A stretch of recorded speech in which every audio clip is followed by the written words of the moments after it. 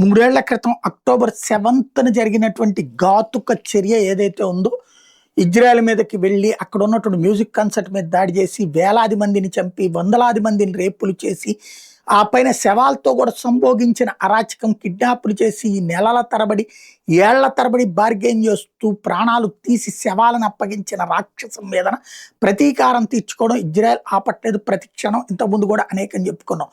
పేర్లు మార్చుకుని రూపం మార్చుకున్నటువంటి వాళ్ళను కూడా పట్టుకు చంపేసిందని. తాజాగా లీడర్లను కూడా టార్గెట్ చేస్తుంది. ఎవడైతే మహమ్మద్ అల్ అబేద్, అట్లాగే ఇతను హమాస్ లాజిస్టిక్ కి సంబంధించిన ఆపరేటివ్, అలాగే అహ్మద్ మెయిన్ మహమ్మద్ అంక్వార్, ఇతను హమాస్ కమాండర్.